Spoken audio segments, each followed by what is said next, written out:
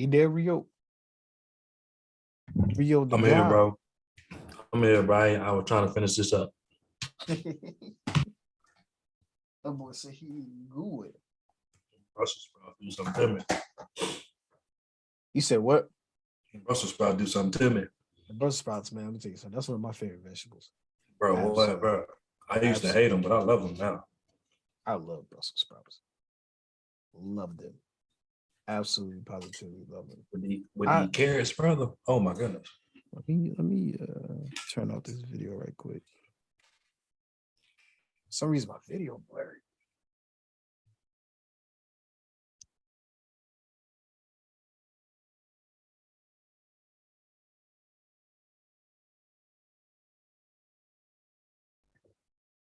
Yeah, that's better. I feel like it's tilted. Or am I tripping? Does my video look tilted? Or is it just No, it look good, bro. From here. Now YouTube. Now it look tilted.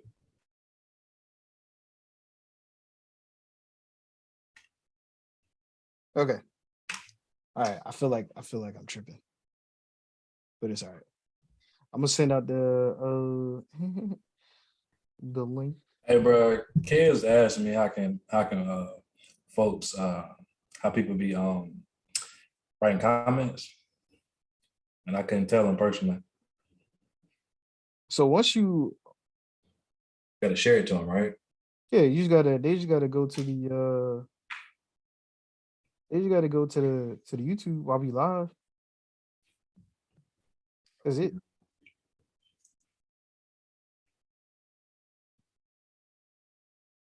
That's all you gotta do.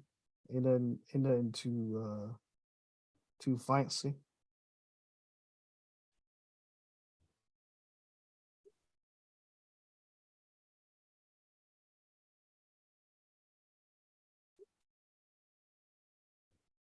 Nothing too crazy. Hmm.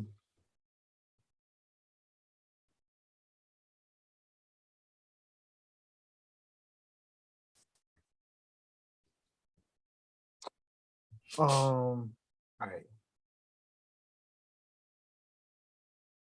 My camera was blurry in the mud, but it's fixed now.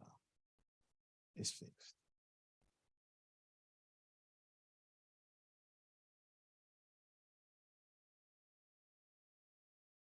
So you said you had Brussels sprouts, you said chicken and rice? Or am I tripping? I ain't had no rice. It's just chicken and Brussels sprouts. Just chicken and Brussels sprouts? Mm-hmm. You ain't had no starch? Not one. Not one single grain? Mm-mm. Not one. Damn, boy. I wanted to, bro. I'm like, nah, I ain't with that. Yeah, well, you getting buckets? Or you I ain't hoop today. just doing solo? Oh, you get hoop. Nah, man, Junior, me and Cash lift. We hooped yesterday. I kicked his ass though. Dang, why you doing like that? Nah, because he came back the first game. I was up 6-2 and he came back and won. So I had to win. What? You must have been letting him shoot. I was. How about to say, man? I was. How about to he was knocking them. She's my French grandma, but he was knocking them Jones down. So I was like, yeah. Nah, because that's some BS. Because I'll be struggling to beat you 1v1. And you gonna sit here and let him win. Bro, I ain't know he go, bro. He started knocking him down, bro. I was like, yeah, that's tough. I think it was like I think it ended up being like 6-6. And he took one from way back. I was like, I'll deal with that. He cashed it. I was like, yeah, it's gonna get personal now, kids. Let's go ahead and get this in for me. Let's go ahead and get this out of the way real quick, brother. I love you. Get this out of the way. It's nothing but love, but I got to do something to you. I gotta get you out of here. I got to do something to you now. Yes. The reason I asked what you were doing because I was supposed to hoop Saturday, and I couldn't remember if he was gonna be in town or not. That's why I was asking. Yeah, nah, I'm gonna be out of town, which sucks because I gotta be out of town this weekend, out of town next weekend too. So it's trash. But I think once I get done with in Chicago, I think Greg wants to do Sacramento. Okay. So I'm gonna let him have Sacramento. I'm not going to Kansas City. I thought you was going to Seattle. No, this is one of the smaller projects. Okay. Yeah. So Philadelphia's done. Kansas City is coming up, but I won't be going there. I won't be going to Sacramento. There's one more. Oh, Columbus. I think Ohio. Yeah, I think I'm I'll probably ask John to do that one, but we'll see what happens. Cause he's like 40 minutes from that site.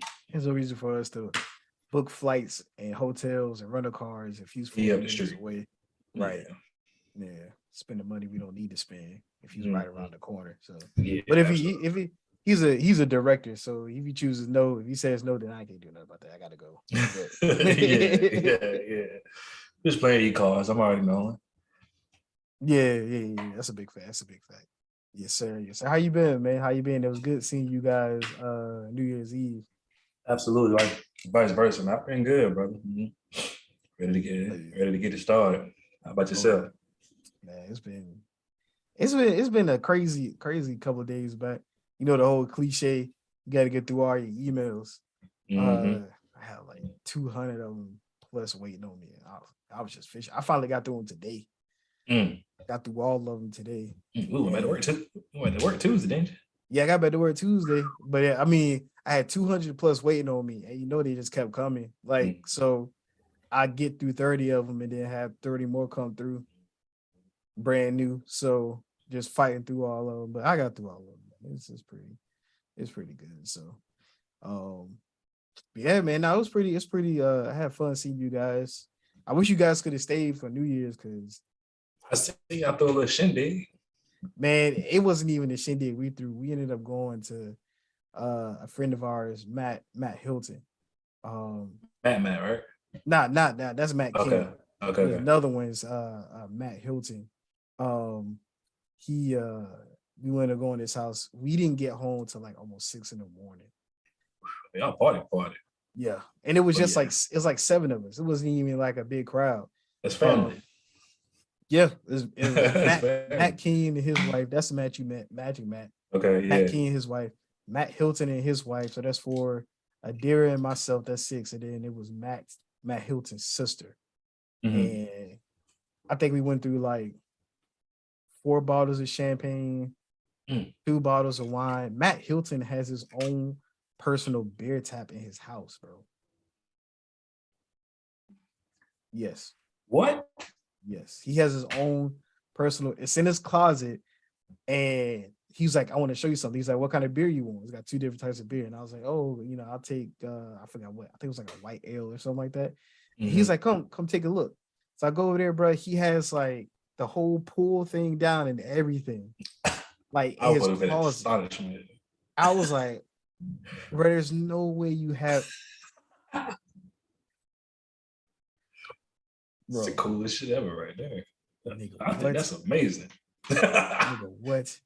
So we didn't get home till like, bro. I knew it was late when first of all, Matt Hilton stayed. We Ubered to his house. We Ubered to his house. We got dropped off because we ran into him uptown on some random shit. And so Shanteria dropped us off. This is like right after the countdown. I knew we was out late when the Uber to get back to the house was only $21 to go almost 30 minutes. Let's get this over with. That's how you'd have missed the whole surge. You'd have missed the whole surge, bro. The entire surge, and now you back down to low prices because it's so late. Yeah. That's so hit. Yeah, we was toe up. We was funny, bro. We only played like 2 games. Like this first game we played was called, I think it's like a Flugel or something like that. It's like this dice game. It's pretty fun. This second dice game we played was basically like BS, but with dice.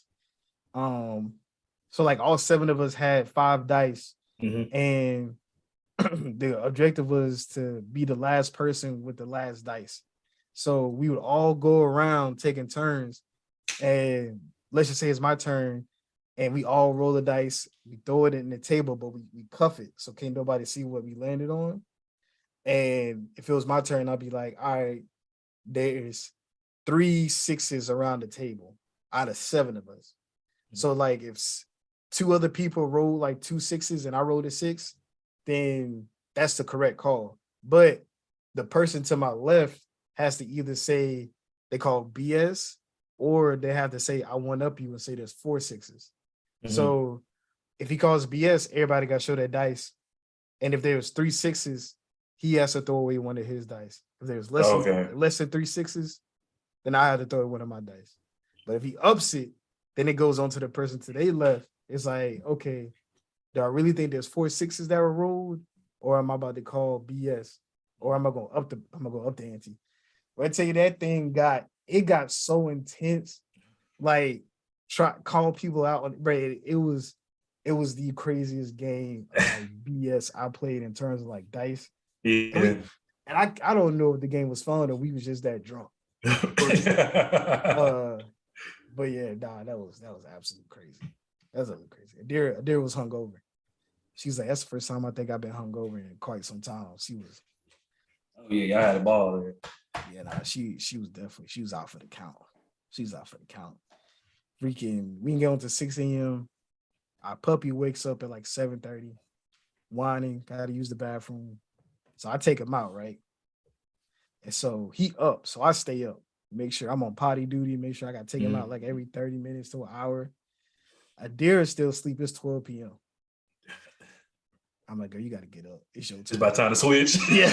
It's about time to switch for real. It's about time for me to switch, man, because I'd have let you sleep. I gotta be able to close my eyes, baby girl, because let me at least get a couple hours. Yeah, for a couple hours, please. Pretty please. Definitely. I'm begging. Please. I got one eye closed, trying to keep track of him and making sure, he don't use the bathroom in the bedroom. I'm about to put Prince on duty there. Hey, Prince, do be big brother. Watch him. Help us. Please. Yeah, she was hurt. But it was pretty cool. I wish you guys could have joined us. What you guys end up doing for New Year's? Nothing. Nah, we went to dinner. We went to dinner Saturday. It's about it. Okay. We went to dinner, and we did our due diligence, so we always do it Saturday. But so as soon as we ate, we got back to the crib. Mom was asleep. She said it was over with. So I was like, I woke up about 5 minutes, probably about 5-10 minutes beforehand. It was 12 o'clock. We kissed. I said, go get in the shower, man. Go to bed. I'll talk to you a little bit. I said, I'll talk to you a little bit. Probably go to sleep. Yeah. But it was good. It's always good because we got to spend time together. Yeah, man. That's all that matters, man. As long as you two enjoyed it. Yeah, yes, man. sir. Glad to hear that. Glad to hear y'all had a good time with us. Absolutely, bro. We appreciate y'all putting us on that restaurant because that roast, let me tell you something. They got some good She wanted to say hold it, man. She wanted to say hold it. I'd ate that by myself. Oh yeah, that's a fact because I swear to you, not like I'm glad we got to get the size because I can eat that whole steak. I was like, man, the whole thing by myself. I said, I was eating that roast. I was like, who seasoned this? Man, like, who put their foot on this, man? Because I was not expecting that. I knew it was gonna be good. I guess I didn't expect the southern. Like it's really got a southern taste to it. Oh yeah. No, like it's seasoned well. I was like, everything they cook is seasoned well. Yeah, that broccoli was crazy. I told you that. Yeah, broccoli. Yeah, you said that broccoli was gonna be crazy, and it was. They roasted. Yeah, we definitely got to do that again. We can get the steak next time. Yeah, that steak crazy. Yeah, it looked like it. It looked like it. And that that mushroom joint y'all had. Yeah, mushroom risotto. Yeah. That was crazy too. I gotta figure out how to make that because I need parts. I need parts for sure. Yes, sir. All right, man. Let's get this. Let's hop into some sports, man. Yes, sir. Let's hop into some sports, man. Welcome back to the ugly truth, where we tell you what you need to know and not what you want to hear. And sometimes it can get ugly. I finally did it without looking at my notes. But it's time to introduce the co-host, Rio, Rio. One of the best sports minds I know. One of the nicest handles out there. He mean cooking, ShamWow, inside and out. He ain't got ring before. Everybody, let's welcome my main man, Rio, to the show. Rio, how you doing? What's happening, brother? Man, I appreciate you, dog, man. You know, it's a new year, new start with my dog. We gonna really take out this year. I just know it. So it's time to do what we do. Shout out to the people in the chat. Hey, Mama T, Terrell's in the chat. What's up, Terrell? I told Terrell we're gonna get him on the show. Say that. He was like, I ain't got the sports minds, but don't worry about it, man. Don't worry about it. Nah, brother. You with the fam. We're gonna get you right. Yeah, we're gonna get you right. We'll get you right, man. Let us sit here. We appreciate everybody for joining the show, whether you're watching it live or later on in the YouTube. We appreciate you supporting us, watching along with us, tagging along. Thank you guys. Thank you for showing your support, all the love. All right, let's get into some sports, Rio. Yes, sir. Let's get some sports. So, shout out to Taz. Taz is here. What's up, Taz? Shout out. Taz. What's up, Taz? First topic of the day. If a lot of people should know, if you don't know, this past I think it was Sunday night football, if I'm not mistaken. Yes. Right? Yes, it was Sunday night football. Yes, is the Bills versus the Bengals. Am I correct?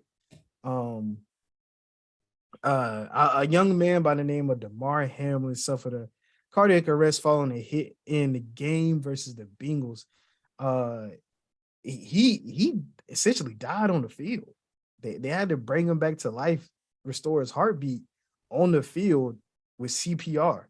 Then he was transferred to the medical center, where he is still in critical condition, but apparently he's today, as an update, he's responding. His neurologicals it seems to be intact, so he's not a vegetable. They said he's able to move his arms and his legs. And he responded to by writing. The doctors, he asked who won the game, and the doctors told him that he won the game of life. Been fighting for his life for the past 3 days. I know he was making progress here and there, but I'm glad to see that he's okay. I'm very, very thankful that he is fine, because seeing that as a fan is something, but then seeing it as like a family member or a friend is, that's completely different turn of events. Definitely a lot of controversy that's happened over the past couple of days because of this. Absolutely. I'm pretty sure we're going to get into that, especially with the whole Skip Bayless thing. That was crazy.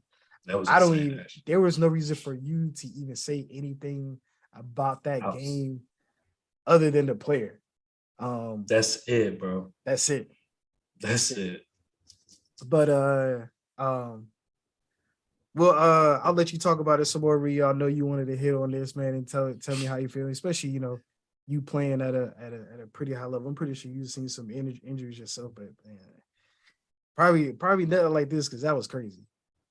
Nah, that was essentially probably the worst thing I've ever seen in my life, man. Honestly, brother, like, you hit it on the head. First of all, shout out to Damar Hamlin for pulling through, and thank God for that. Whether you know him or not, that's that overall goal here. Prayers up for him, and for the ones who put in experienced it, for one. I think, man, what I want to say so much, because there's so much controversy, man, outside of in that situation, but even in the own controversy nearby, man. I actually, right at that, I think that's when Skip tweeted or whatever, and we all got our group chats. Peer of ours touched on it, and to me, it just seemed he didn't understand the compassion that should have been gave.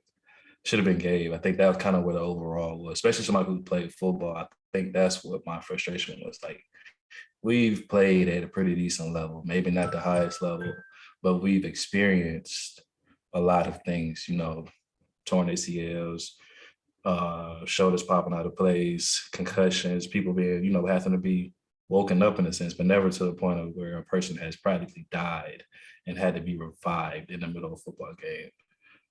So I think his lack of compassion was my issue. And I think when it comes to that Skip Bayless thing, it's kind of like, as we stated, nothing more should have been said but prayers up. But everybody turned, not everybody, but a lot of folks were in the sense of, because of the magnitude of the game, that took priority of a man just practically losing his life in the midst of a sport a profession that he's worked his ass off to get to. And shout out to Sean McDermott, Zach Taylor, and the players having the guts and pretty much just stand on what it is we're not playing, because we just pretty much, one of ours just lost his life and been brought back, and we don't know where to go from here. This is a sport this is the gladiator sport. We know things happen. I think we also, I don't know if you've seen it, bro. You seen the Bart Scott thing? Yeah. Which is disgusting, right? Like, I mean, I think that's kind of insane to think a man just playing football, you say it's his fault. How is it his fault? We do this every day, every Sunday, every day in practice, training camp. We've been doing this as tights. If something drastically happened, you give blame to a person who's playing the game. I think the part that angered me the most, I'm going to cut you off. I think the part that angered me the most was that he blamed him for playing the game, but it wasn't about the game. It had nothing to do with football. A lot of medical experts say that can happen to anybody. Soon, if you're walking and you got groceries in your hand and you trip or fall on the pavement, you just so happen to hit your chest at the right time, it happened to you. Like, it wasn't because he was playing football. He just so happened to have the right amount of pressure at the right time, at the right tick of his heartbeat. It hit, and it was just, all of it had to perfectly happen at a certain amount of times. It had nothing to do with football. I think that's the part that upset me the most. Absolutely. And that's something I didn't even really get into or didn't know about, honestly. So for that to even be, now that you enlightened me on that even makes it more of a reason for people, like, it's crazy that people has this thought process because of the magnitude of the game. Excuse my French, but fuck the game. Yeah. You know what I mean? Like, in truthful, like in reality, regardless how you feel about it, you can reschedule the game. The priority is this man's life. These guys, you watch one of your own that you, like I was telling people in general, you watch this guy, you go to work with this guy every day. This guy probably admit to your kids' birthday parties, y'all probably don't do parties, go to the club, whatever you say. Like, when you play football, it becomes more than just, you might not like some guys, but a lot of these guys become your best friends. You have no choice but to, have this compassion. And it's just like, I think for me, it was so much lack of compassion from so many people. And it's kind of like the only thing that should have been said was prayers up for Hamlin. And that's it. However you feel outside of that, journalist, whatever, at some point in time, being a journalist has to go out the door. Right. It has to, because you have to have compassion for people. And that's the problem that we don't have as a whole. And I will give Skip Bayless some credit. I think a couple of tweets before, he did say he kind of didn't know what was going on. He saw they had to do CPR on him, and he said he just said a prayer for him and his family. I think that was like 2 tweets before, but I'm thinking about it in a sense of, if it's me and Rio and we're both working at the same place, and let's just say we had this huge conference that only happens, once every so often, once every quarter, where we're talking about budget. It's very important to the company. And Rio falls out, has a heart attack or whatever at the conference. The last thing I want to see on that email chain is, what are we going to do about the conference? Are we going to postpone it? I'm like, wait a minute, bro. We literally just saw this man almost lose his life. And we're talking about literally the same minute, same hour, within the same 30 minutes of an ambulance taking this man away. I see someone on the email chain saying, so how about this conference? Are we going to reschedule or not?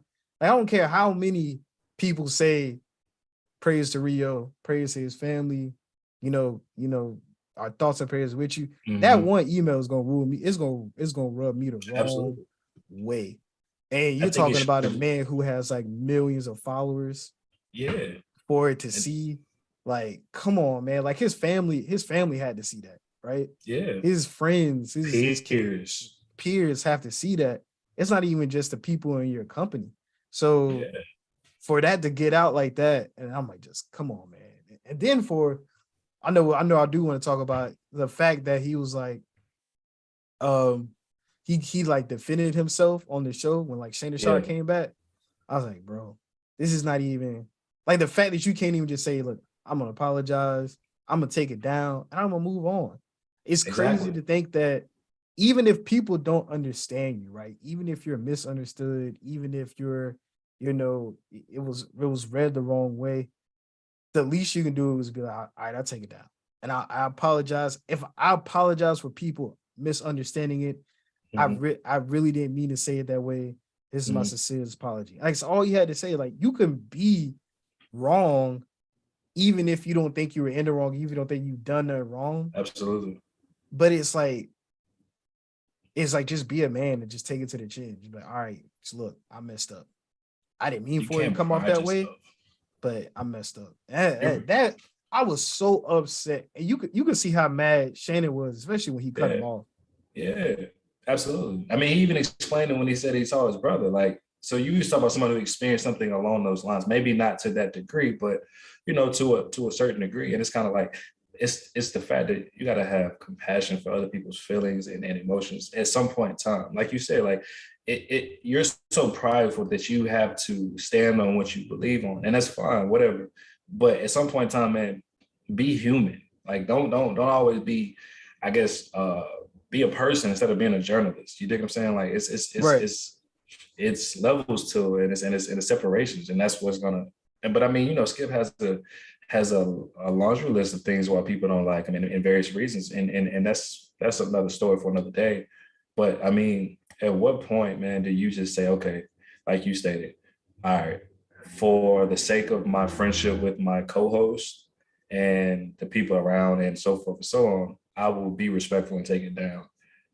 And just so we can move on, not to kind of ease the pain, but in a way you have to understand you are wrong. The only thing you should have been saying, even with you tweeting twice prior to, you should have never said anything after that. Right. I mean, once you figure out what's going on, then you address it. But even then, you work on one of the most major television shows on TV. You're going to eventually address it. You don't have to tweet about it, but it just shows the lack of, I don't know, the compassion that people want to. And like I said, I understand people's points. Yeah, football goes on any other time, but this is something nobody has ever seen. Nobody. Yeah. I mean, you've heard about it, right? I think a guy named Hank Gallis went through it, right? It's a couple other guys, and it's just like Hank Gallis didn't make it, right? So it's like at this point in time, for them to even, that's why I said for me, it was like shout out to both organizations for having the pull to say, you know what, we're not going to finish the game. And that's respect, that's respect for it. That just shows you the respect they have for that gentleman. I think it's bigger than football at that point. So I think it like you said, like you told me within text, you can feel the tension within the room. It was high. It was extremely high. It was extremely high. And I think Marcellus Wiley spoke on this. I don't know if you saw the video, but he was talking about how their relationship is like pretty much done. It's pretty much it. Like there's no fixing what has happened. And he's like, it has nothing to do with the tweet he put out. It has nothing to do with him saying that he's jealous of Tom Brady. He was like, this started like, a while ago. And these are things that just are building on top of it. Because if you go back, I don't think you can find many, if one or two times, Shannon ever disrespected Skip, like ever. No, like none. And I can't remember if there was a time where Shannon said something out of pocket to Skip.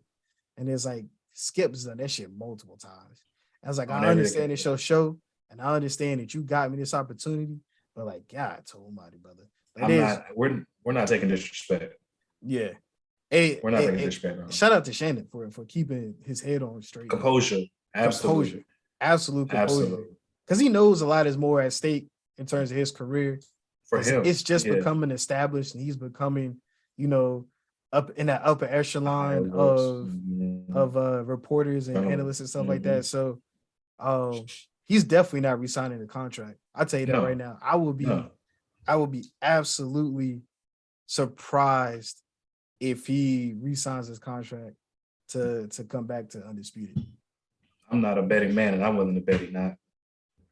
Yeah, I just don't see a reason behind it. I mean, at this point in time, he's grown so much with Uncle Shay, right? As with his own thing, and I'm pretty sure any show would take him, and I'm pretty sure everybody's going to be tuned in because he has the fan base. I mean, we rock, everybody rock Uncle Shay, whether you agree with his points or not either. He's just a soul down person, and he's truthful to, and his points are valid, whether you agree with him or not, whether you like him or not. He makes a lot of valid points, and he does his homework. So he's one of those guys where he'll be followed in a sense. He will. So yeah, it's not a loss to Skip. It's a loss to. I It's not a loss to Shannon. It's a loss to Skip. Oh yeah, no, I'm definitely. If he does leave the show, which I'm pretty sure he's going to, I'm not tuning into a show with Skip Bayless. Like I'm just not. Like I tune into the show to hear Shannon talk, and I listen to Skip his points and stuff like that. But like I'm there to see Shannon. I'm there to watch Shannon Sharp talk, and I enjoy hearing his what do they call it, colloquialisms, his stories and stuff where he tells about his granddad. Oh, he got saying after saying after saying after saying. But yeah, no, I tune in to watch Skip, man. I mean, to watch Shannon. I don't tune in to watch Skip.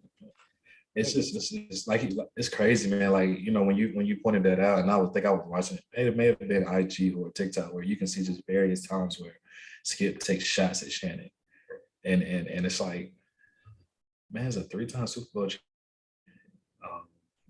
He's a Hall of Fame tight end. He's like top 10 all. What can you necessarily say to him, man? That and then on top of homework, so he out debates you as well. Yeah. So point where it's like, well, you try to stab to the point of, I don't know, what would you call that? Pretty much just being a assist. I guess like you don't have anything. I don't know. Skip is just one of those guys where you just like, I don't want to tune in this for what? Yeah. Why would I even want to hear what you got to say? For what reason? Yeah, I feel you. Terrell had a question in the chat. He said, "Would either of you Kings let your son play football? If so or not, why?" I mean, it's a good question. For me, it depends on the age level. I feel like I would let my son play flag football. I think it gets kind of tougher once you move up in age. I didn't have a very good experience in high school football. I enjoyed Pop Warner football, Pee Wee football. In high school was kind of get to the point where in high school football, I think a lot of people in terms of the players are so hyped up on testosterone. It's like they're just trying to kill each other. I'm like, bro, like I got to go to class the next day. Or I'm trying to do something else other than ice my kneecaps the whole weekend. Because I've seen players in the game like target another player purposely, like on a kickoff, knock his helmet off. I'm like, bro, that's like somebody's son. Like you trying to is real. Exactly. And I've had a concussion. I couldn't remember, what class I was going to, and my locker code and locker combination. Literally had to put my schedule in the front of my binder on the room number and the map of the school trying to get to my classroom. So I think for me, in my experience, probably let him go to like middle school. If he wants to do it in high school, it's going to be his choice. But, the only thing you do is just, pray and hopefully, stay injury free. But it's definitely going to be up to him. Now, here's the thing. If we're talking about NFL status, which bless my son's genetics, he's probably not going to have it. But in a situation like Tua talking about Loa, if I'm his parents, like I'm begging him to stop. Yes. Like I am begging him to stop. That boy not going to be able to tie his shoes when he's 30 if he keep getting concussions. Mm-hmm. And so I think as a parent, you gotta beg your son to stop. And to get out of there before he has some serious repercussions later down the road. I think if you have a child where they're staying like injury free throughout most of their career, that's the best you can hope for, and pray for. But in that situation, I think I beg my son to stop. Absolutely. I'm surprised Troy Aikman can do his sports analysis during football games. Yeah, he got knocked around a ton of times. So his egg is scrambled. And to answer you, real man, even from a person who's played football, I'm along the lines with Trey when I say like flag it for as long as I can. I never played flag, honestly, and to be honest with you, not until I got to college, but you start doing intramurals. But I never played flag. I went straight into hard nose playing football. And you start at 7, 8, 9 within that round. As you stated before, it's a gladiator sport. So you're talking about a bunch of kids trying to prove themselves to a bunch of grown ass men. We're not worried about scoring touchdowns. We're not worried about picks. We're worried about knocking them off smooth out. I watched especially defenders, bro. That's all their highlight tapes is. Defenders, like their highlight tapes is laying the fucking wood. Pretty much. And it's like, okay, it gets the person who watching them hype. It's like, oh yeah, it's a good hit, good hit. But like, you gotta think about the other person. Like that the other child is knocked out cold. And there's something that you sign up. So I mean, yeah, you sign up for it, but at the end of the day, it's like you have to, like, as you get older, that's when you start realizing, as you get older, you start thinking marriage and family. You start thinking about kids. You like what if I have a son who want to play? You start thinking about these things. When you're playing, you don't have this thought process, because at the end of the day, it's just me out there. It's me. You know what I mean? So like I said, I never played flag. I went straight to Little League, and straight off rip, it was just pretty much mano a mano, Oklahoma drill. I had kids not even know how to properly tackle, straight crown of the helmet, straight to the chest, or crown of the helmet, back to back. So we're lucky to even be at this point. Like you stated, man, for me, it would be I'm going flag as long as I can, because the brain's not fully developed till 12, 13 anyway, as a first child. I think it's something like that.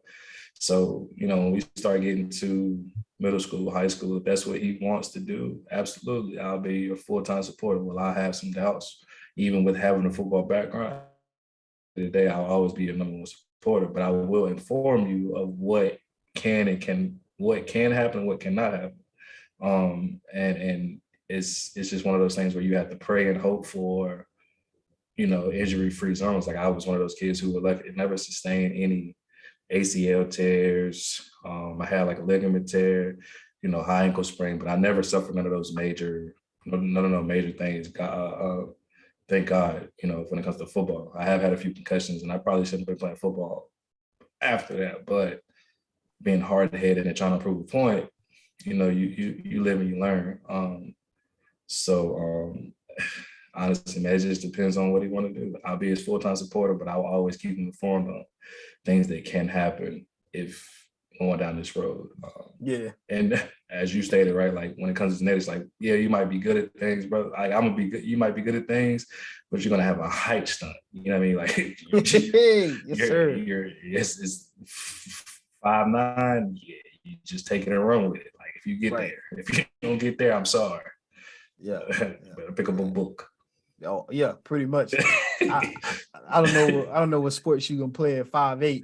Probably getting golf. Yeah, golf. Tennis is tennis, baseball. Yeah. Probably ain't even baseball. There's big, tall son of guns. Yeah, I just 6'8". Yeah, out there playing baseball. He ain't got too much he ain't got too much going for him in terms of athleticism. I'm praying for him though. Better hope he get his great aunt's height. A dear aunt, she like 6'1", 6'2". She got tall. Look, I got great uncles. All of them 6'1" and up. I got an uncle that's 6'8". I don't know how I missed that one, but I mean, at this point, you would hope you get that genetic. Yeah, bro, you get that genetic. If not, man, go ahead, join your father. Do something smart. Go ahead, pick up that violin. I'll be at chess. I'll be at all that. Cheer. Yeah. That's a fact. Or you can wrestle too. I mean, you ain't gotta be tall to wrestle. So a lot of short people wrestle. Absolutely. Can't be a swimmer. They taller too. Swimmers is tall. Yeah. Volleyball players is tall. You pretty much limited at what you can do, son and daughter. So if y'all watching this later on in life, I do apologize for giving all this height. I can't. Look, it was given to me. Everybody can't be blessed like Terrell. Is 6'1", 6'2". You know what I'm saying? Athletically gifted, huh? Yeah, athletically gifted. Yeah, that's a fact. Yeah, I'm blessed to be 5'8", because kids, I don't know how kids do it. Bro, I'm 5'7". I'm struggling. I struggle at 5'8", and kids, I'll be like, kids, I don't know how you make it in this world. Bro, my father 5'2". You see my dad? Come on, bro. That's why people just be like, man, you short. I beat the odds, fool. I don't care about what y'all talking about. The odds, yes, sir. Like, my grandma was 14. You crazy. I ain't worried about y'all. That's a fact. Yeah, I'm like the second tallest person when I go home. You feel me? Like, so I'm winning. Okay, what y'all talk about? I think my cousin JC got me beat. He like 6 foot even. And I really think I might be taller than all my uncles for real. Like I don't think there's an uncle that I look up to in terms of like height. Yeah. I got a lot of them. Yeah. I'm pretty tall. All my my mother's her uncles, which are my great uncle, they all 6 foot and up. My uncle himself is like 5'10", 5'11". You know what I mean?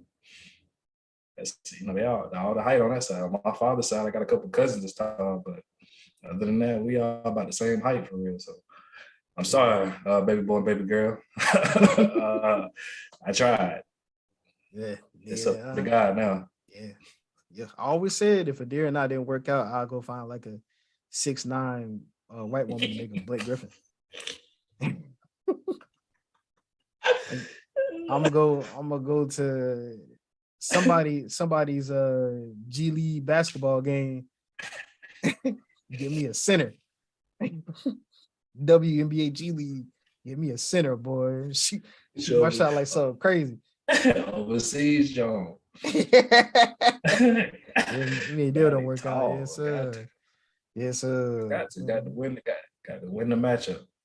Oh yeah. That's a fact. That's a fact. Yeah, my mom know all my uncles short. I can't really name any uncles that's taller than me. At most eye to eye, but yeah, we are. Yeah, we average.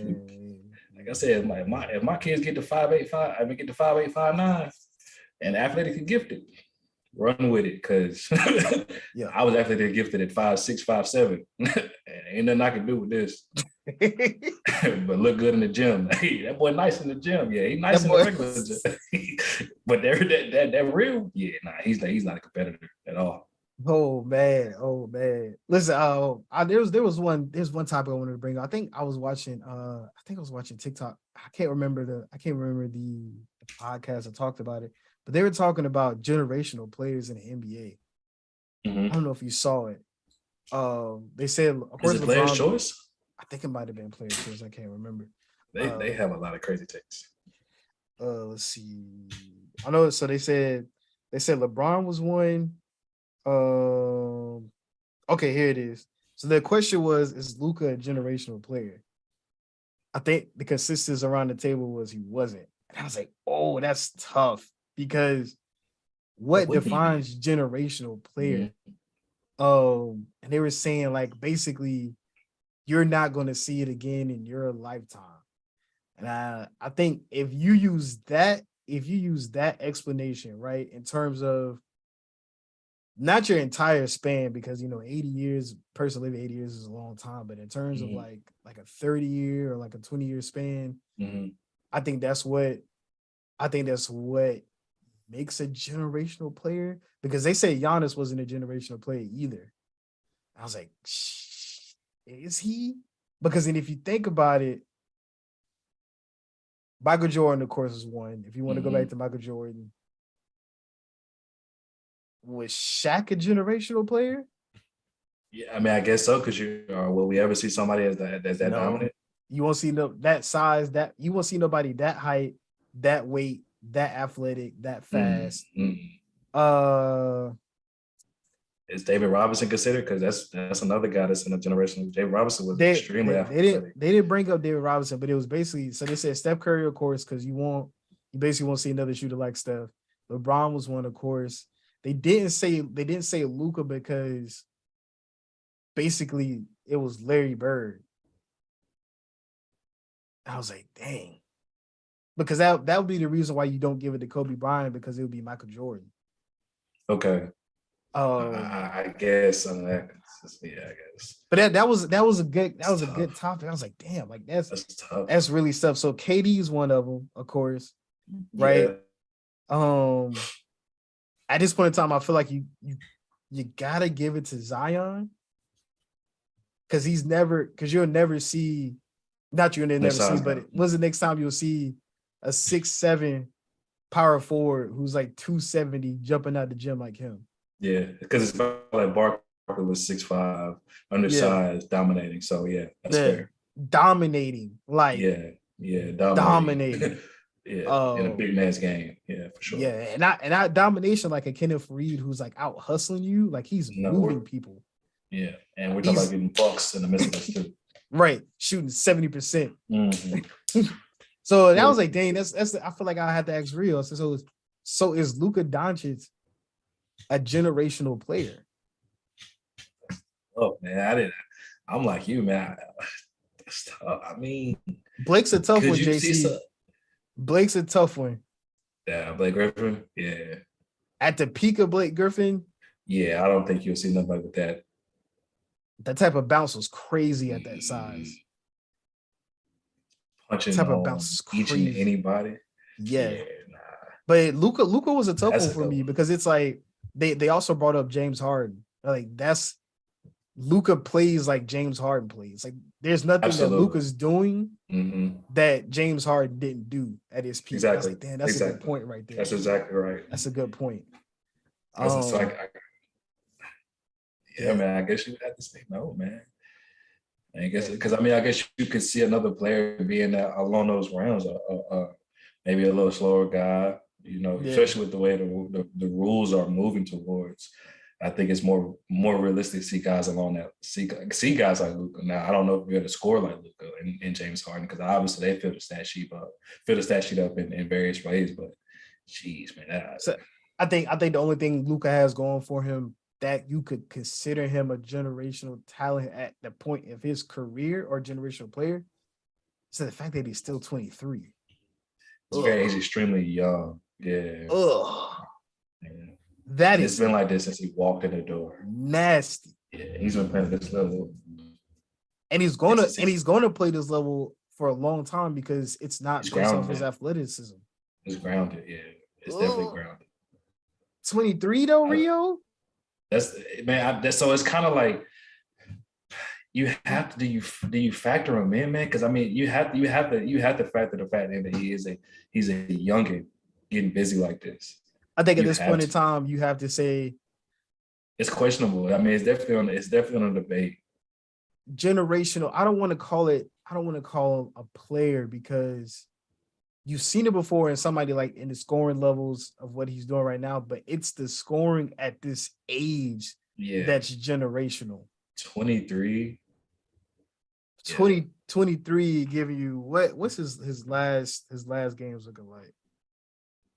Let's see.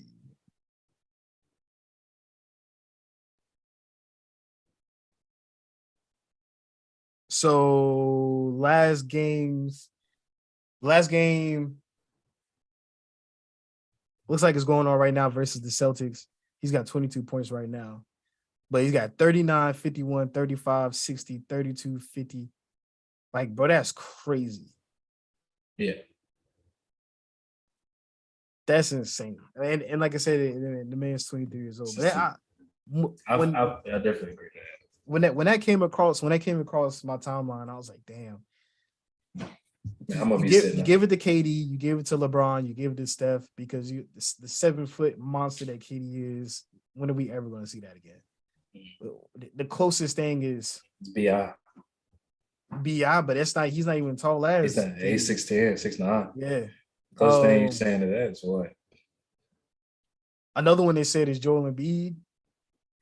And another one they said was the Joker, which I agree with Joel.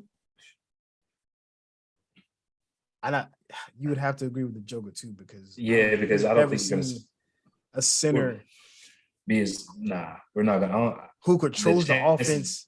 Yeah, at that pace. Yeah, I don't think you would see another guy along those lines. You might see somebody close, but like when's the last time somebody said a point center? Like he is a point center. How many guys you know like that? Can't name another one. So that's generational. Like, you got to be realistic with that. Like, can't name about 25, 9, and 8.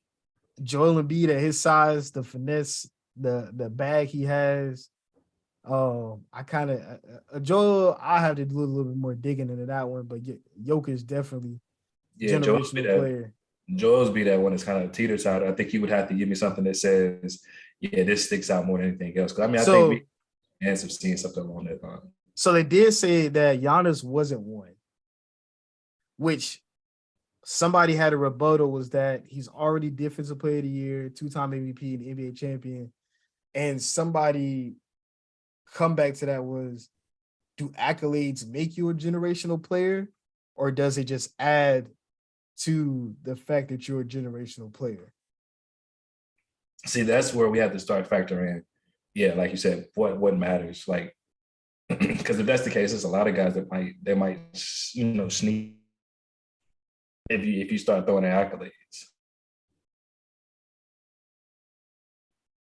I don't think Giannis is a generational I don't think it's fair. player.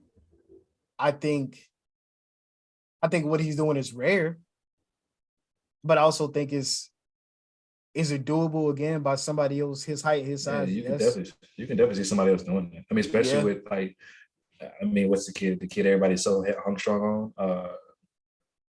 The French kid. Victor, where's your mama? Yeah, like, I mean, I don't know about far as like the predominance, but I mean, at this point, he's already at the scale of hierarchy when it comes like he's the next this and that. So, I mean, that's potential, right? I mean, JC said he's a generational player. So who's that? JC. Say Giannis is? No, he said that he himself is a generational player. Shout out to JC, yo. Oh man, yeah, no, definitely. Giannis is a tough one, but I think you can see another person. I honestly think that his bully ball is not rare. We've seen it from Shaq. Seen it from Shaq. I think the only thing he has that Shaq doesn't have is just the handles, and the ability to shoot the basketball. Yeah. So I think honestly, if Blake Griffin could have played that way if he wasn't jumping out the gym. Yeah, he could have chose to play that way. So yeah, that's Giannis is a tough one, but definitely Steph. You're not. Yeah. I don't think nobody will ever touch that 3-point record. Is pretty much because he's still going. Like we talked about, man, we'll be 50, 60 years old before we see that again. Right. Possibly. He's still going. Luka is probably the only person that could possibly sniff LeBron's about to break scoring record. I think he could possibly be the person that's because he started at such a young age. Fair. That's scoring efficiently at such a young age, and his game is so grounded. It's so grounded, yeah. So he has the longevity ahead of him, and the only thing, I mean, he just had to, God forbid, suffer something catastrophic. Because at this point, like having a grounded game, I mean, he hasn't shown that he's injury prone, not yet. Right. So I mean, 74. Yeah, I think it's possible. Yeah, so I think it's possible. That's tough, man. Because when you start talking, what is the criteria? Like, I don't think accolades is fair. I think that's when you start stifling a lot of guys in. Yeah. Accolades in. Yeah. So Giannis is not in it, which it pains me to say. He's one of my favorite players. But he just came out in Fortnite. I bought him instantly. They took my $20. That was funny. Yeah. But yeah, no, that was a very interesting topic. I was like, yeah, I got to talk to Rio about this one because I was like, I'm gonna be potted on that. I'm like, who are generation guys? Who are generation guys that we don't already? Because Bird was a bad man, boy. Yeah, man. He's a bad man. And like I said, man, and like we said, it's kind of like James Harden-esque what he's doing. Mm-hmm. So really couldn't put him in that generational player thing, but it was pretty close to man. It's pretty close. That was a pretty that's one of those nail biters for real. Yeah. I'm gonna be pondering on it, man. Like, yeah, it is. What's the criteria? Like, we had to, like, I think at this point we got to figure out what's the criteria for you need to put that in your group chat. Stir the pot. Is Luka a generational player? Say that. Hey, them boys about to go crazy. Hey, can we stop saying that Hawks and Dallas trade was even? Can we stop saying that was a win-win? Because why was that not? Why is that a thing? It's not a win-win, bro. The Mavs got over on them. They got over on them, boy. Luka's something else. He's something Yeah, else. bro. And I don't want to listen to nobody talk about, oh, I will start my franchise with either player. Like, nah, go kick rocks. It's not even close. Nah, it's not. You're not gonna take the 6'7", 23-year-old 6'7", 230. who's been scoring as if he's 15, assassin. 10 years in the league, or are you gonna take the dirty lollipop who can't play defense? Both of them can't play defense, but I'll take the 6'7" frame over 6'2". 6'2"? You get him 6'2"? He's not 6'2". Oh man, his shoes make him 6'2". His shoes don't even make him 6'2". Shoes make him 6 foot. That's fair. That's fair, bro. Look, bro. I'm just telling you the lie they tell you on the paper. All right. They've been telling us Kevin Durant was 6'10" for the last 12 years. And they did an excellent job not releasing any pictures of him standing straight up next to anybody until that USA team picture came out. He was standing next to Boogie. We was like, we got you. We knew it. We just couldn't prove it yet, but we got you. Boogie 6'10", and you're standing 3 feet taller. I was like, what? He's 6'10". Yeah. Exactly. To who? Exactly. Yeah. We didn't get him standing side by side next to anybody, shoulder to shoulder. But then that picture finally came out. Yeah. We should have known better when he was standing next to Kendrick Perkins and Serge Ibaka when he's at OKC. Yeah, and he was taller than both of them. You're lying. Why are you lying like that? What's the point of lying? What's the point of lying? 6'8". Brian probably every bit of 6'10". All right, boy, that big son of a gun. Yeah, nah, that was I saw a tweet about it, and people still out there defending Trae Young, man. I get he's a good player, but it's not on Luka's level. I tell you right now, if the Mavs said you want to trade straight up for Luka to trade, they gonna do it quick. Oh, his bag's already packed. Yeah. Hawks is gonna trade. You ain't even got to pack him. They're gonna pack him for you. Up out of there. Your ass is out of here. Your ass. Yeah. It's not just Trae, like you said. It's not that Trae's not a good player, but it's levels, man. Like the tear that Luka's been on since day one, man. That's like it's almost generational, Trae. Yeah. I mean, like it's James Harden-esque, but it hasn't. But it's just if he sustained this, because how long Harden played at that level? Truthfully, right, respectfully, his whole time in Houston. Kind of him falling off a little bit, but I think that's because he wanted to leave. Yeah. So 2 years, a good 2 years of him playing at that high level. So you're talking about Luka's been doing it since day one, practically? Basically. Let's see if I can go to his stats broken down with each team. If Dallas say, "Hey, look, we want Kyle Lowry and your whole bench. We get to keep everybody else." Oh, cool. Trae, you ready to go shoot? In Houston, it would have been I was about to say 2 years because it was 26, 25, 27, 29, 29, 39, 30. But there's a 36, his 36 one, I think that was his MVP year. Mm-hmm. And then 34. The 36 and the 34, I feel like was his two highest play levels. And he still averaged almost 8 assists in both of those years. 3 years. I give him 3 because that was that year he was the assist leader at like 11.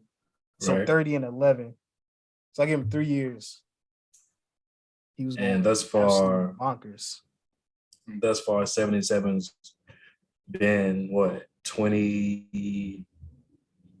He's 34 this year. 34, 3 on 50% shooting.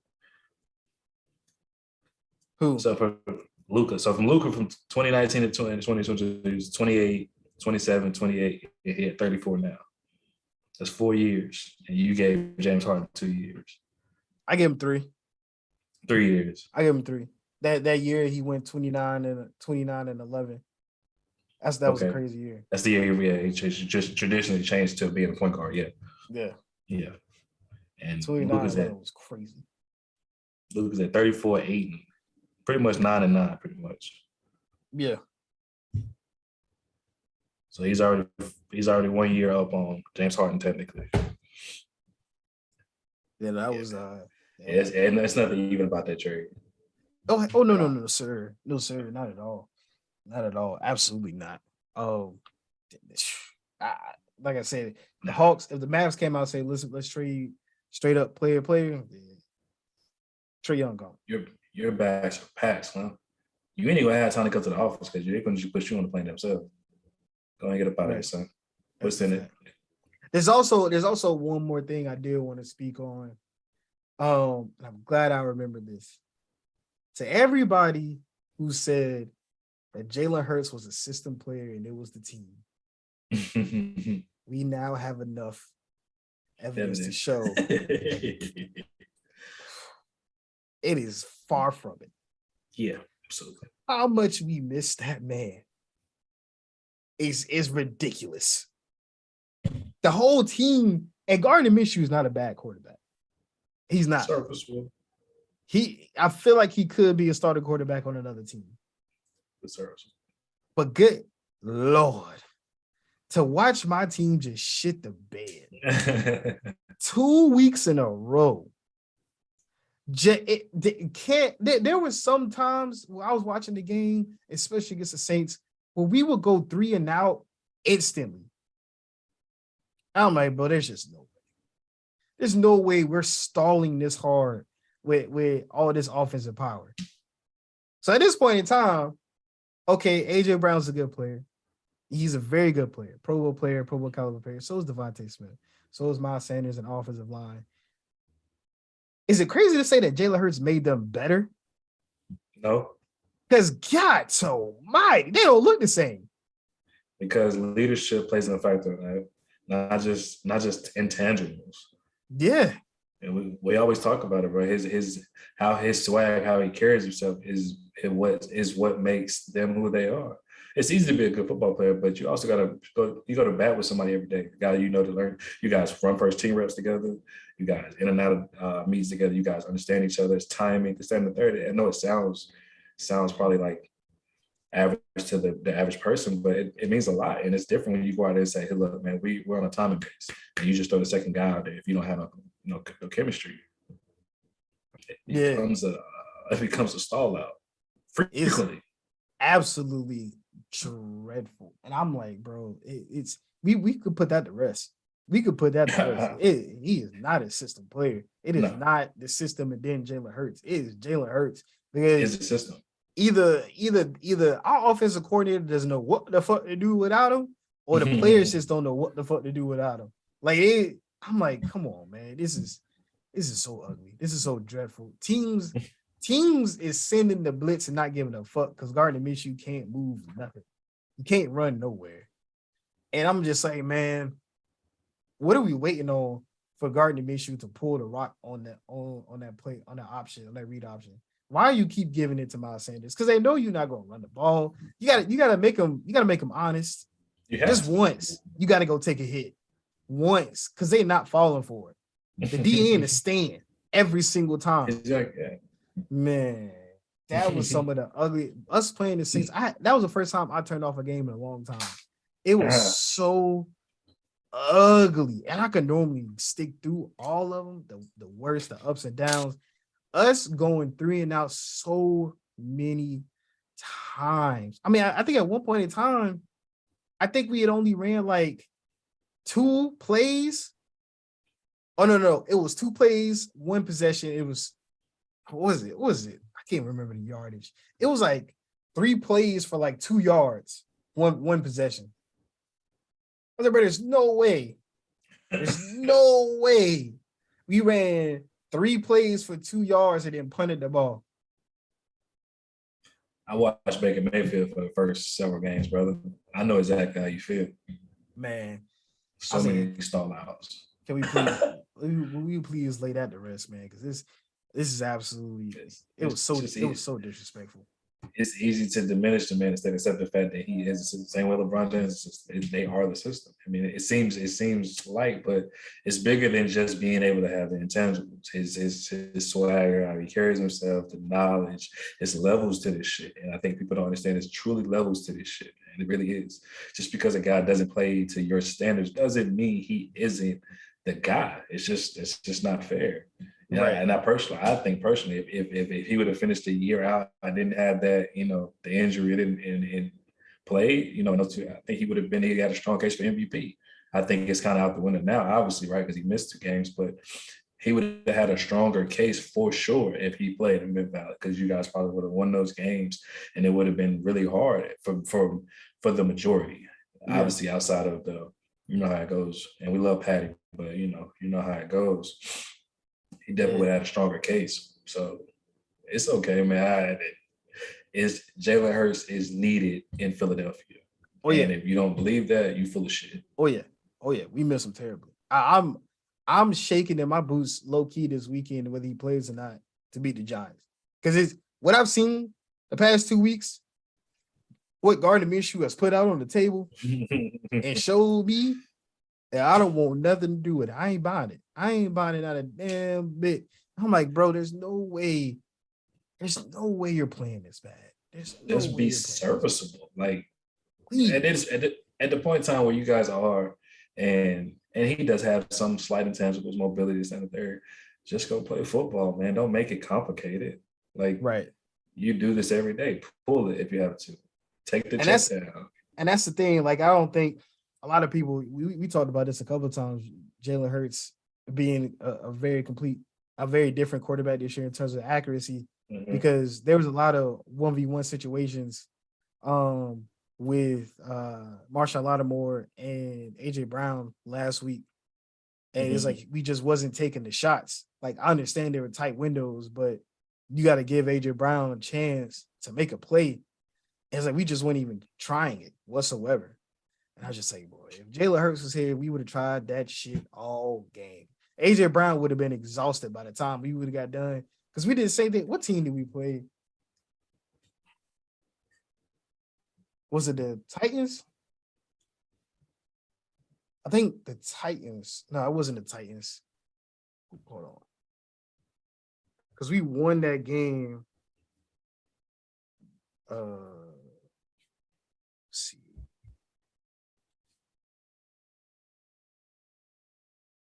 It was a recent game too. The Bears. It was the Bears. Okay. Yeah, the one. The one that was a dogfight, right? Yeah.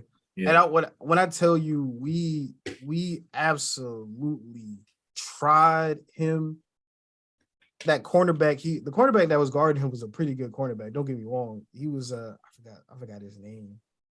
But there was where is it at? I gotta go up higher. I know there was one. There was one.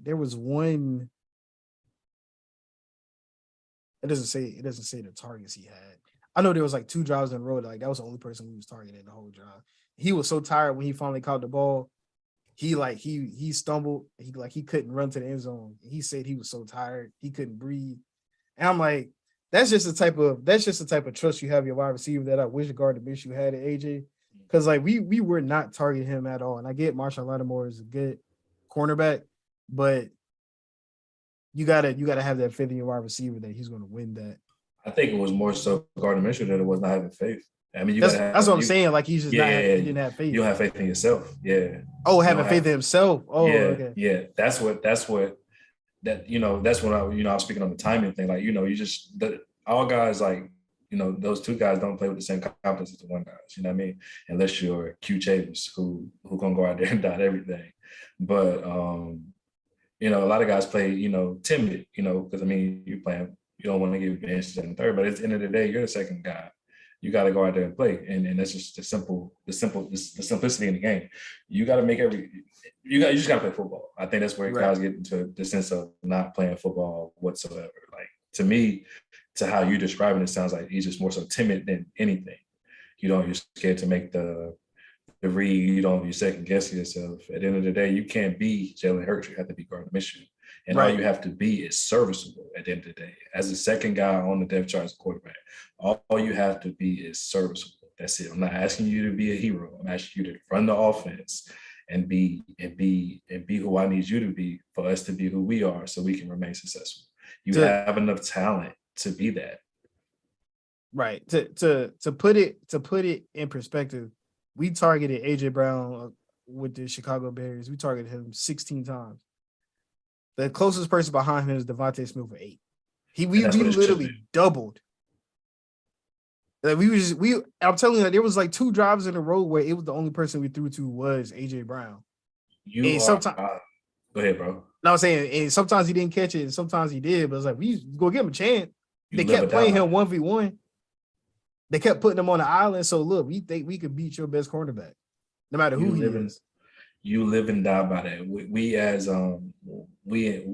us in college, I seen a couple double teams, and honest to God, truth, brother, Q Chavis, and you know, would still throw me the ball, and he and sometimes I would get upset because I'd be like, "Hey man, the last time you threw me, I got rocked." You dig what I'm saying? Like, I understand you my dog, but bro, I ain't who you think I am. I wish I was. But that's just the trust that you're asking for. You're asking for, hey man, if we believe this is our number one guy, and we love Devontae Smith, he's going to be a Marvin Harrison-esque type of guy, right?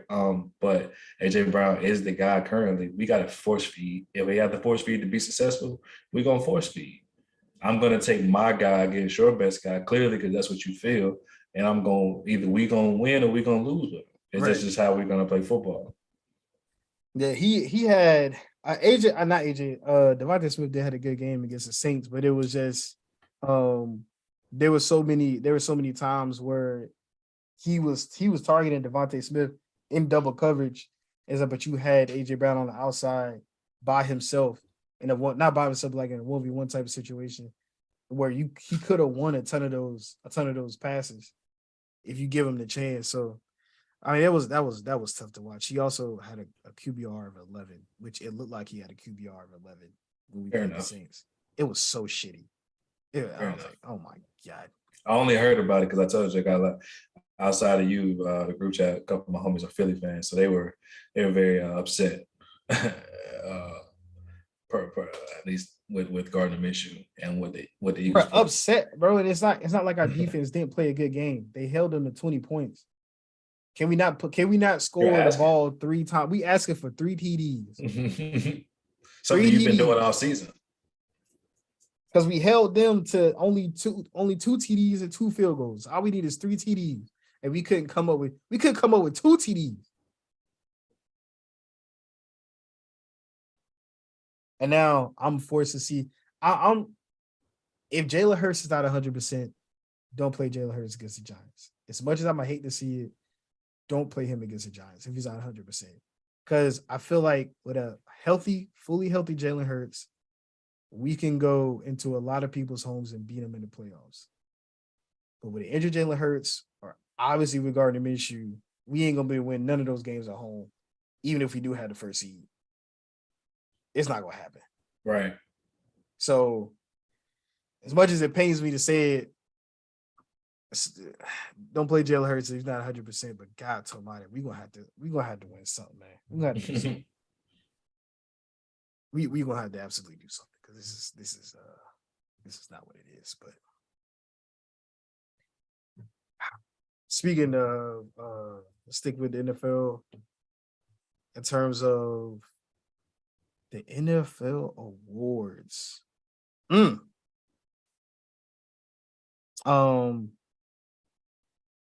Russell Wilson just won an award.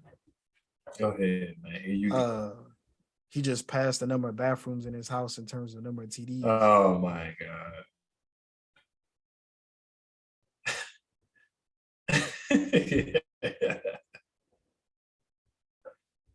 It's true. I ain't lying. He had 8 bathrooms in his house. How many TDs he got this year? I think he just hit 9.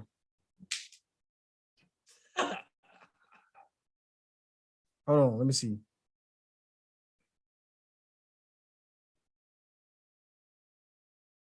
Oh, he got 13 TDs. He surpassed. He was below 8 for quite some time. Oh yeah, absolutely. He was below 8. He had the last couple weeks, right? He had one. Hold on, wait. where is this at? Is this all regular season? Yeah. So he had 2 by week 2, 4 by week 5, 6 by week 7, 7 by week 8. 8 by week 9. And that's when he finally, on December 11th, passed him with 3 TDs. Bro, to go 1-1-0-2-0-1-1-1-1-0-1-0-1 like a binary computer code is crazy, bro. Like, to do that as a quarterback, that is crazy. You are hilarious. That is crazy. That is crazy. That's crazy work for real. That's crazy work. That's medieval. That is crazy. Cause I'm gonna keep trying, Russ, because this is. He said, "In Russ we ride." It's time to, man. If his contract wasn't so fucking horrendous, y'all would have been traded him. But you can't. Absolutely. You stuck with him because y'all owe him so much money. He got to do that second bid. You got to live with him next year. He got to do that second bid. Yeah. Whether you like it or not, he has to do it. Yeah. You have to live with that. And then it becomes rocky. If he plays on the same standard that he did this year, next year, yeah, then it becomes one of those things where it's like, all right, time to get your ass up out of here. We'll just have to pay that chicken. We'll just have to pay that somehow. I don't know how. We have to figure something out. Yeah. Jesus Christ. Who is let's see. So for me, MVP goes to, of course, Patty Mahomes. I think we're both sitting on that one. Patty Mahomes. Let's see. Let me go to, what are all of the awards? Offensive Player of the Year, Defensive Player of the Year, Rookie of the Year. Yeah, Trey.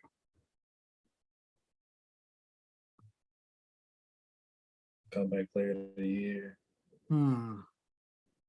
Defensive Rookie, Offensive Rookie. Where is it? Why can't I Coach of the Year. Oh, here it is.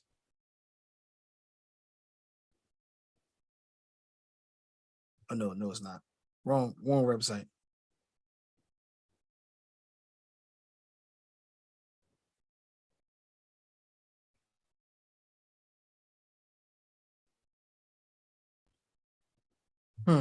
I can't find an up-to-date.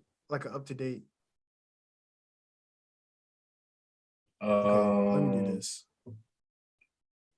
let me do this. Let me go this way. Okay. Give me Patty Mahomes for MVP. Mm-hmm. Nick Bosa for Defensive Player of the Year. You said comeback player? Yeah, comeback player. Is that like most improved? More so.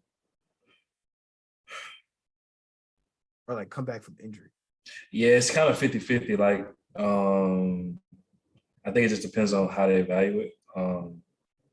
I think personally it's more so injury purposes, but I think a lot of people use it as MIP too, like most improved as well. Okay. Okay, so give me, all right, so Patty Mahomes for MVP, give me Nick Bosa for Defensive Player of the Year. Give me Jalen Hurts for comeback. Mm-hmm. Unless there is there most improved? No, I don't think so. Not in football. Okay, yeah, all right. So give me Jalen Hurts for comeback. And then what's the other ones? Defensive rookie and offensive rookie. Defensive rookie and offensive rookie. Ooh.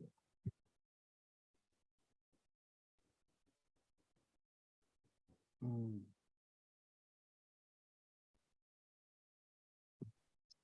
Who is? That's a tough one.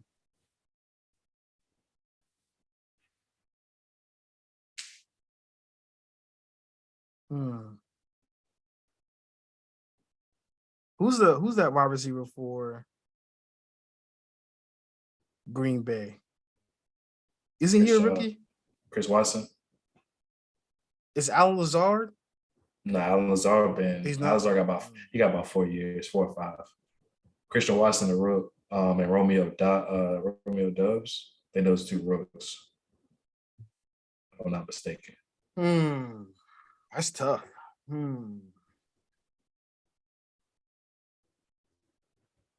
Yeah, I think I'm with you. Offensively, I think it's tough for me.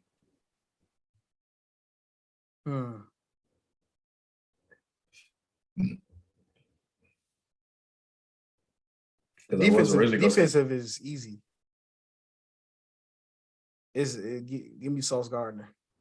You gonna take Sauce? Yeah, that's fair. Yeah, that's easy for me. They also have another rookie who's a defensive tackle, right? Who's really good? Jets. Yeah, Quinn Williams. Or am I tripping? No. Quinn got 2 years, I think. 2 or 3. Oh shit! Yeah. I just knew he was young. Yeah, he is young though. He is young. Yeah, absolutely. Hassan Reddick. No, I'll just play with you. Yeah. So yeah, give me Sauce Gardner, and then offensively, I don't know, because I'm looking at these stats. I was originally gonna say Chris Olave if he didn't miss so many games. But I mean, if he didn't miss those games with concussion, and he got kind of like a late start. I wasn't gonna say Garrett Wilson because Garrett Wilson did get a ban on the year, but the Jets, I think the Jets missed the playoffs. I think if I had to, I'd probably say Kenneth Walker, the third. Yeah. I'd probably say Kenneth Walker, the third. MVP, obviously, we know we're going. Got to go Patty. He almost got a 1,000-yard season. Yeah, one week left, more likely going to happen. Yeah, all he needs is 64 yards. I think he'll get that. For me, bro, if I did an MVP, would be Patty. Offensive Player of the Year. Did you say that one? Offensive Player of the Year. Offensive Player, give me Justin Jefferson. If it's not a rookie. Yeah. Were you talking about rookie? No, you got Offensive Player of the Year, OPOY, and you got Offensive Rookie of the Year. Justin Jefferson. Okay. Okay. And then you got Defensive Player of the Year. Obviously, you said Nick Bosa. 17 and a half sacks is crazy. Yeah. Justin Jefferson almost with a 2,000-yard season is crazy. Absolutely. I'm trying to think and make sure I saw that. Coach of the Year. Coach of the Year? Yeah. I think that's kind of easy, but I was gonna say Nick Sirianni. Yeah, I'm saying Nick off rip. With the way we looking like without Jalen Hurts, I don't know, man. I think at this point, I think you still got to go Nick. You still got to go Nick. Hey, Kirk Cousins out there slinging that rock, 4,300 yards, but he got Justin Jefferson though. He out there somewhere. He force feed. Respectfully, I would too. So I saw this one TikTok. It was the Vikings, and I forgot they had Adam Thielen. Jesus Christ! But Adam Thielen was like, "Throw me the ball. I'm open, Kirk." And he was like, "Nah, this play was for JJ." He's like, "But JJ's double team," and it switched to JJ. He was like, "But I'm about to be open. I got this." Adam Thielen was like, "I'm wide open." JJ was like, "I got this. That's a fact. Boy. That boy is shit. Tough. So if it was me, dog, MVP Patty, Offensive Player of the Year, I'm going Tyreek Hill. Defensive Player of the Year, I'm stuck between Micah and Matt Judon. I think I might go Matt Judon. Offensive Rookie, I'm gonna be different and take Tariq Woolen out of Seattle. Offensive rookie, Kenneth Walker, coach of the year, Nick Sirianni. Comeback player of the year, man. I've been debating between Geno Smith and Saquon Barkley. That's a good one. I want to go Barkley because that's kind of, I think the award suits him more just due to the trials and tribulations, but I think you cannot shy away from what Geno Smith did. Because I don't think anybody thought Geno Smith was going to be this person at all. No, we all kind of Geno Smith. We thought he was over with. We thought it was over with. Especially me being like, I was a huge Geno Smith fan when him and Tavon Austin and my boy, what's my boy? He's wide receiver with. But then they got shot in the head. They played for the Rams. Oh, I can't remember his name. But yeah, I think I probably would end up going with Geno Smith in this situation for that because of Nick Sirianni. Yeah. For him, he 4,000 yard season with 70% completion. Yeah. I don't think anybody saw Geno Smith being that person. 29 touchdowns to only 9 interceptions. Yeah, you got to give that up. And a lot of eyes, man, that's Pro Bowl. I mean, that's how you feel about it. That's the ticket to Hawaii. Yeah. Second higher and highest passer rating. Yeah. No, third highest, I think. Okay. Yeah, I think I had to take. Fifth highest. My bad. No, fourth highest because Jimmy G don't count. He been hurt. Okay, that's fair. Top 5 is crazy though for Geno Smith because I didn't expect that. Nobody expected. And then Saquon Barkley. I think if the what you call it was different, the Giants situation was different as far as like potential. What's the playoff hunt in the AFCs when it comes to the Giants? Baker Mayfield with a QBR 27 is crazy. Yes, thank you. Excuse me. Crazy. QBR 27? Crazy. Hot shit. Word. This guy, man. 27 is crazy, bro. 27 is crazy. That boy beat the Oakland Raiders, and it was Carolina messed up by getting rid of Baker Mayfield. He's been on silence since. You kidding me? He was who we thought he was, and he still is that same person. But Donkadoo. Straight duty butt cheeks. Ain't he that type of person? But God, I never disliked the person. I don't even know this guy. He's probably a great person. Horrible quarterback. Is he? He may be. I don't know, bro. I'm just going to, give him the benefit of the doubt. Shout out to Carolina for doing the right move and going on a little win streak. We appreciate y'all. Feet over. I'm trying to find real quick. Trying to find a current bracket. No, go ahead. Go ahead, bro. And man, I really want you to speak on the Brooklyn Nets. Because we've been doing this show for a little while, brother, and you had a lot to say about those guys, brother. And I just want to know your standpoint at this point. You dig? Let me tell you something. Shout out to Jack Vaughn. I'm going to say Jack Vaughn. Shout out to him. Yeah, got them boys playing defense. Like we all knew that they could score at a high level with KD and Kyrie. He got them playing defense. Like Kyrie out there playing defense. Bro, I watched the TikTok explaining their what they call it, floater defense almost, where it's like it's a pass off. It's so ideal, bro. And it's like you got Kai sliding them puppies. That is something to be proud of. Because KD had already been, for the last couple of years, KD has been playing defense for sure. Has been. Yeah. So, but you got Kai sliding puppies too. Yeah, bro. These guys have a lot of potential to be hit that stride, bro. To be scary. And the efficiency they're scoring with, I think, is the scariest part. To be scary. No, man. I think the trust in their coach plays a huge part of it. Absolutely. Buying into the defense, of course. buying into what they have going on in terms of the offensive scheme, in terms of the defensive scheme. It's absolutely beautiful. I would think they went on a 12-game win streak before they lost to the Bulls. And they lost to the Bulls by, I think it was less than 10. I think this is most recent. The Bulls slapped their streak.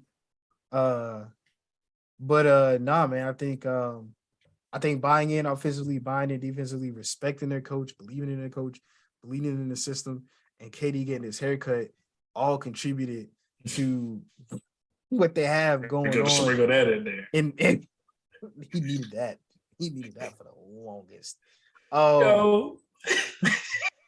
Yo, see that? You see that? You see the video? I guess the fan was trying to get his attention. So the fan had his attention, and he had his head down. And I was like, "Yo, K, you make entirely too much money, bro. You need to be close cut all the time, fam." So they beat a couple of good teams in that 12-game win streak. Notable teams would be the Warriors, which they dog walked the Warriors. I don't think Steph played that game though. And that's right after that shoulder injury. Yeah, the Bucks, the Cavs. So they really only beat 3 good teams.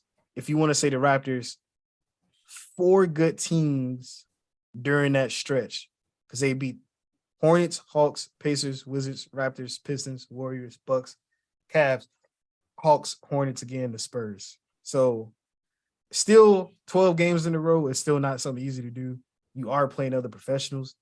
Very, very, very, great way to start his coaching tenure. But yeah, man, no, they're playing hellified defense. They're for the most part, they're playing hellified defense, because a couple of these games they gave up 117, which the Cavs is very explosive. To hang 143 on the Warriors is crazy though. Yeah. Jesus, they did give up 133 to the Pacers, but I mean, we talk about basketball, brother. You know how that goes. So I think like you said, the biggest thing is and I didn't mean to cut you off, bro. My bad. No, go ahead. You good. Go ahead. It was just more so like, I think what the positivity is beating who you're supposed to beat. Yeah, that's a fact. You know what I mean? Beat who you're supposed to be. And that's what makes it even more of an impressive run, because you're not out here, because they were losing the team they should have been beating. And that's simply because lack of defensive mindset or whatever the case may be. You know what I mean? Because they lost to the Lakers. We did too last night. Man, without Bron. Man. You're talking about somebody upset. We beat you with Bron and you lose without Bron. I would expect it to be the opposite. Yes. But Tyler Hero shot horrible. They had 9 points. I think he shot like 4 of 12 or something. And even now, I think it might be 3 or 12. Shot horrible. I think it's kind of crazy that we're really about to witness LeBron take the scoring title. And it's something that it wasn't talked about as until recent, like as a couple years ago. Mm-hmm. Like nobody was thinking it was going to happen until we all looked like, oh shit, he's like 1,000 points away. He's like, you get to that point because the longevity, like you get to that point where so many guys just start to fall to pieces, and he's the complete opposite. You have to be impressed, regardless of how you feel about LeBron. You have to be impressed with his longevity to sustain this level of play for so long. He's literally playing against kids that were not alive when he got drafted. Absolutely. And he's been in the league. He's been in the league for how long? 17 years, 18 years. So is it 18? I think it's 18. So yeah, so maybe as a player here and there who was maybe 1 or 2 years old when he started playing basketball in the NBA, but it's like he's really about to continue to play till he gets to like what year 20? What year? What year would that be? What year 20? 25. 2025. Let me see. 2025, 26. Right? Where you at? LeBron James.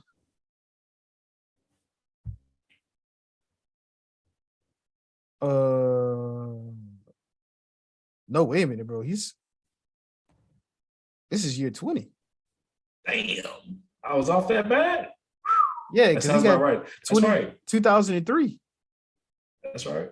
That's right. Yeah. That's right. So yeah. It's a couple guys, it's quite a few guys he got a couple years because yeah. Mm-hmm. Let's see. Paolo Banchero is 19. Paolo is 19? Probably 19 to 20. Might have just turned 20. I don't think he older than that. They don't have the age. I wish I had the age up here.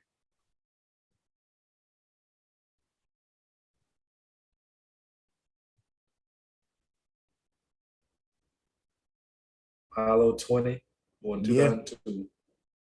He born in 2002. November 12th. So LeBron started playing basketball literally the following year. Jabari Smith, 19. So he was definitely but he was just a thought. Who else in that rookie class? Chet Holmgren. No, because they got some 19-year-olds in the league right now.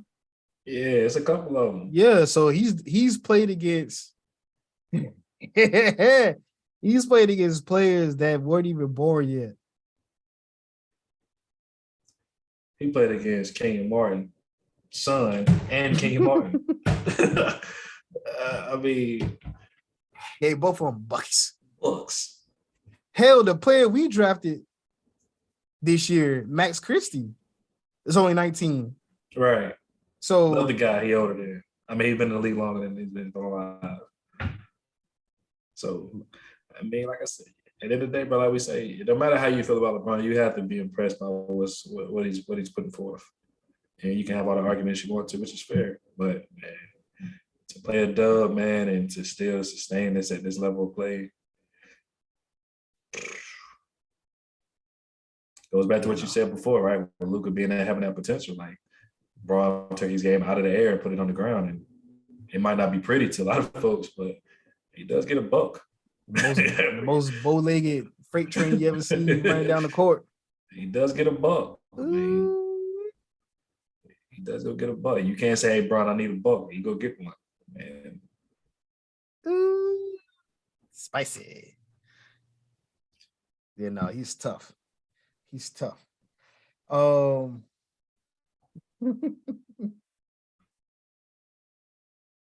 man. Tim Collins said Baker's a Panthers legend. I missed that. Hey, y'all go ahead now. Y'all go ahead. Almost cussed bad. He a Panthers fan. Tim's a Panthers fan. You know what I'm saying? He like the Panthers. You know. Yeah, the Panthers. Hey, were you did you try on your shirt? Nah, I ain't trying to go yet. I took it out the package, so I ain't trying to go yet. Oh, okay. I'm trying to get skinny first because I know it's gonna be kind of huggy. You know me, bro. You know my shoulders about broad, bro. I put on a hoodie the other day. I was so mad. I was like, yeah, this shit got to go, man. Oh, I gotta get this shit off. I gotta get this shit off by my birthday. It's mandatory. It's mandatory, bro. When your birthday again? July 25th. I got 7 months. July. You got 7 months. You got 7 months. You get it done. That's why you see me eating. That's why you see me eating these broccoli and Brussels sprouts. Yeah. I mean broccoli and Brussels sprouts, chicken and Brussels sprouts. I had a protein shake. I ain't had nothing but some water. I'm down about 6 pounds, so we on to a good start. That's a good start right there. If I can get out of January down about 15 to 20, it's gonna be a good year. It's gonna be a great year. It's gonna be a great year regardless. Oh yeah. Regardless. All right, Rio. My brother is good. It's good. We do this all the time. We're gonna keep doing this all the time. Yes, sir. I think next Wednesday I'm good. I'll be back home. Next Wednesday. Next Wednesday, 8:00. I kick off a new gig first of the week. So I'll be getting off. I'll be going in kind of early, getting off kind of early too. So okay. With that, yeah. So I think I go in about 6:45, probably be at it about 2:33. So I'll be at home, try to get to the gym by 5. Get out of there by no later than 6:37. And then we all good. Back That's at a it. bit. That's a bit. Yes, sir, brother. Yes, sir. Always a pleasure. Always love. Absolutely. Appreciate everybody stopping by. Appreciate all the love and support, man. We catch y'all next week at 8:00. Yeah, absolutely. Tune in. Yes, you guys be safe and have a good night. Rio. Be good, my brother. Much love. Be safe and have a good night, love, brother. You too, Brody. That boy be fast. Like I ain't never seen somebody leave so quick.